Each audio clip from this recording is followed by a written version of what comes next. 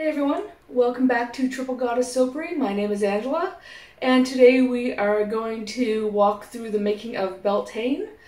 If you don't know what Beltane is, it is a pagan Sabbat, and it usually takes place around May 1st.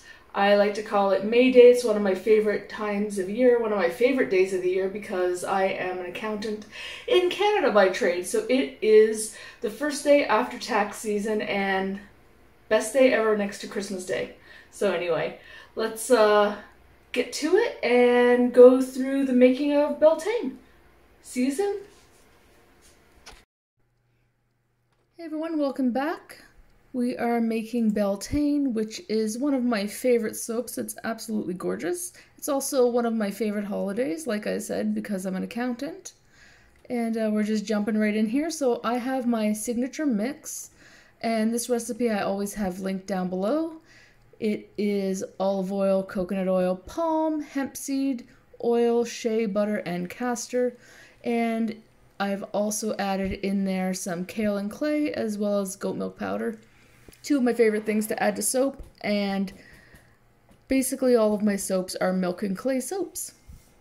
So in general, this recipe is quite gentle. I have dry skin, and I have somewhat sensitive skin, so my soaps are formulated for dry and or sensitive skins.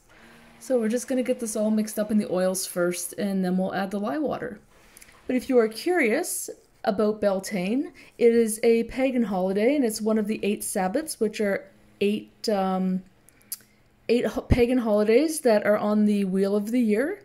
It falls about halfway between the spring equinox, which is Ostara, and the coming summer solstice, which is Litha. And I do have soaps for both of those and videos as well. So the holiday, it celebrates spring at its peak and the coming of summer.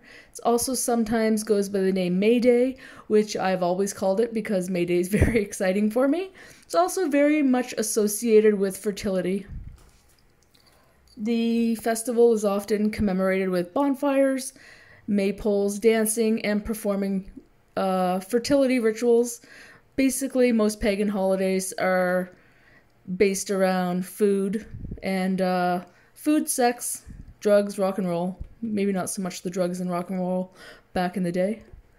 But Beltane is a Celtic word. It means the fires of Bel. Likely, this was named after the Celtic sun god Belenus. Am I pronouncing that right? I don't know, because I'm reading off a screen.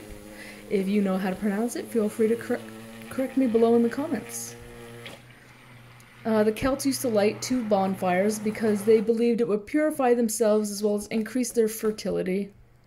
They would pass cattle between the 2 fires with the belief that it would purify the cattle and ensure the fertility of the herd. Although this is not a ritual that's practiced now, modern pagans still light bonfires and practice fertility rituals on this day. So yeah, so a lot of modern day pagans will celebrate this holiday with a maypole. And there's lots of other things. I mean, I'm not going to just read you from a website. I do highly recommend that if you're interested in this pagan holiday and any of the holidays, there's a ton of information online and you can Google that. But I really did want to bring this Sabbats collection to my line of soaps because I do have some pagan leanings. I'm sure some of you noticed the tattoo on my wrist.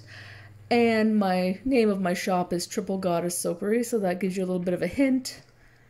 And also, I wanted to make a luxury line of soaps that had gemstones and that were just, I don't know, a little nicer, I guess. And this just really seemed to fit. I chose colors for this soap that are bright and vibrant and very spring-like. I also chose the scent as well for that reason. And this is scented in lavender and vetiver, and it smells gorgeous. I really, really, really love the smell of the soap. And I'm sure that you will too. And I'm just looking it up just to make sure in my, why is it not on my list? Oh, it's because it's sold out. That's why it's not on my list. Let's just take a look right here. Sorry, I'm looking at my inventory. So yes, it is scented in lavender and vetiver, and this is a fragrance that I purchased from Windy Point Soap. They are where I get most of my fragrances because although I'm in BC and they're in Calgary, the shipping is very fast, it's very reasonably priced, and I do really like their scents. So I use lavender and vetiver, and in case you're interested in the colors, I use Springtime Green Mica, Mystic Mandarin Mica, and Jazzberry Crush Mica. And I also spray this soap with some eco glitter, some holographic eco glitter, and it is topped with a carnelian, which is a beautiful orangey red gemstone that I quite like.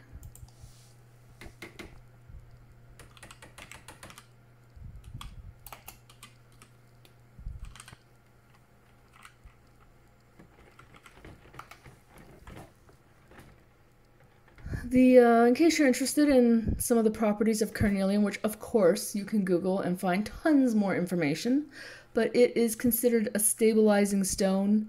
It restores vitality and motivation and stimulates creativity. It gives courage, promotes positive life choices, dispels apathy, and motivates for success. It's useful for overcoming abuse of any kind, and it helps in trusting yourself and your perceptions. And this is one of the stones that is associated with Beltane, and like I said, I really do encourage you to go online and look up some information.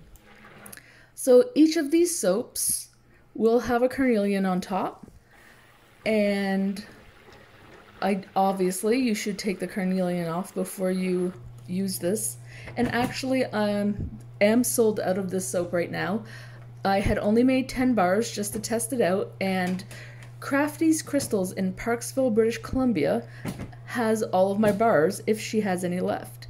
So if you are local and you are looking for this soap, I highly recommend you check out Crafty's Crystals because she has an absolutely beautiful selection of crystals and local artists in her shop. Alright, so I split off my batter, as I'm sure you probably noticed, and we are just going to get it all mixed up with the colors. Now, isn't that orange beautiful? I can't wait for you to see the soap at the end. It's absolutely gorgeous. And I had a lot of fun making this soap. And if you are watching this on release, this is being released April 29th. This is like May Eve. If you know, you know. But I worked today, the last Saturday of tax season, and I left at 3 o'clock. I went and got myself a fancy latte that was free because the guy next door, he came over and gave us all a bunch of gift cards, so that was really nice. So I went and got my fancy latte. I went out and bought a few weekend groceries and some cream for my coffee for tomorrow, and I'm gonna have April 30th off, which is amazing. And I also came home. Well, first I went and bought a bunch of bags of compost, spilled some of that coffee all over my ass in my car seat, so that was awesome. But I am still in a fabulous mood because I don't have to work tomorrow, and I got home at like 4 o'clock. Now you can see that this fragrance did accelerate the batter a little bit. It's still really workable, but it is really thick. So I wanted to do a drop swirl, but that didn't really happen. So I'm just layering the colors all on top of each other, and we're going to give it a swirl.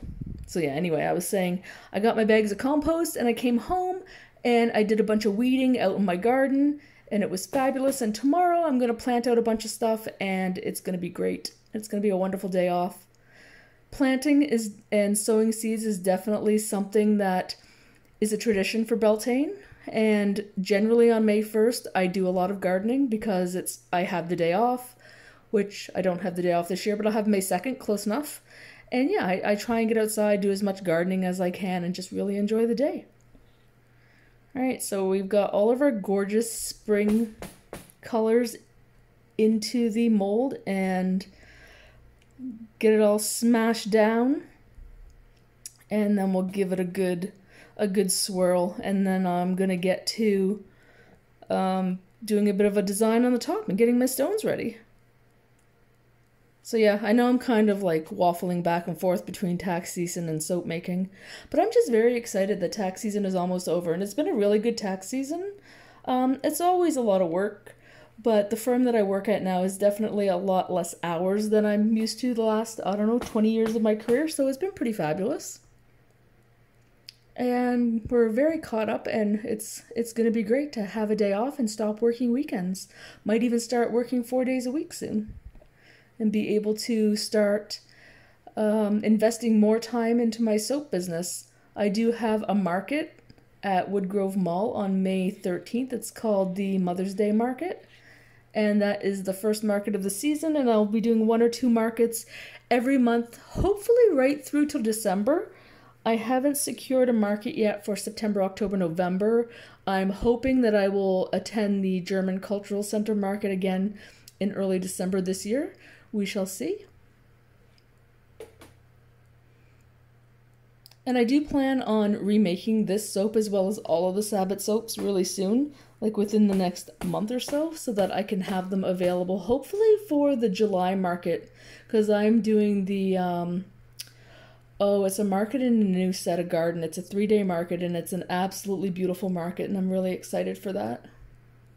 So yeah, I give it a pretty aggressive stir here, just with my stainless steel chopstick, just to get everything in there. I will say though, it's really, really great to be able to texture the soap right away and not have to wait because it's so thick. So there's that. That is an advantage.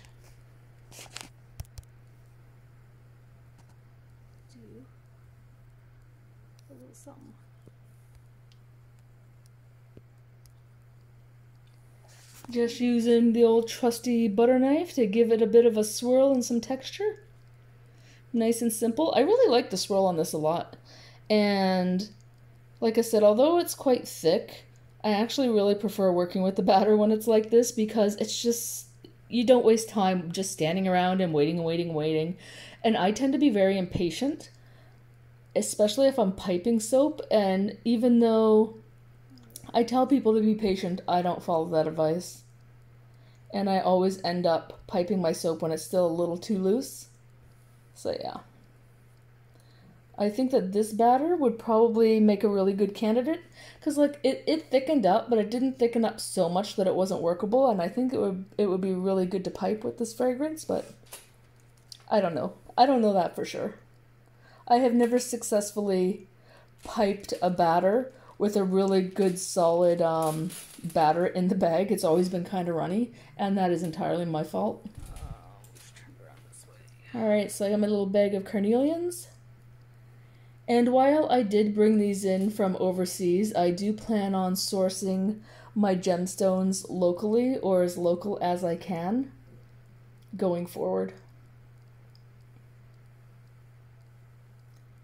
And you can't really see from this angle, but I do have lines on the wooden box for every inch, and basically what I did was I laid my soap cutter over top of the box and I marked it out with a pen, and then I used a wood burner just to like burn in the marks. That way my spacing is perfectly matched to my wire cutter. And so far so good. I have always I've never cut anything or never had to like screw around with my soap or use the single bar cutter. So yeah, it's been good. So there, I think I have one more to put on, and then I have a few left over. The next batch that I make, I'm going to be making 20 bars. And here we go with that eco glitter, biodegradable eco glitter, and it's gorgeous. It's so pretty. It's kind of a pain doing your labeling in Canada with, you know, lots of ingredients, but I will say it's worth it for the soap because the soap is beautiful. Look how shiny and gorgeous that is. And look how pretty those carnelians are.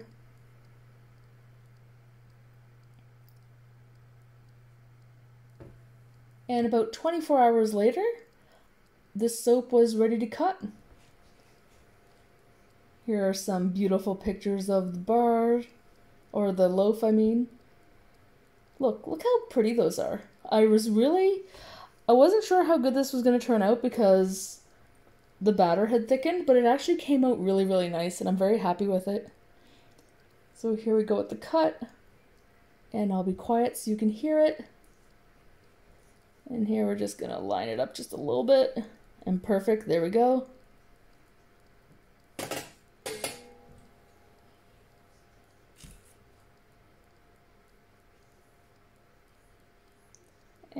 And look how pretty that is. Such a nice swirl, and it smells so, so good. You got that pretty gemstone on top and the nice glitter. I would like to take the opportunity to thank you for watching my video to the end. If you like my content and you want to see more, please like this video and hit the subscribe button. And if you have any ideas for things that you want to see in the future, please leave a comment below. Thanks again for watching, and I will see you soon on the next video. Cheers!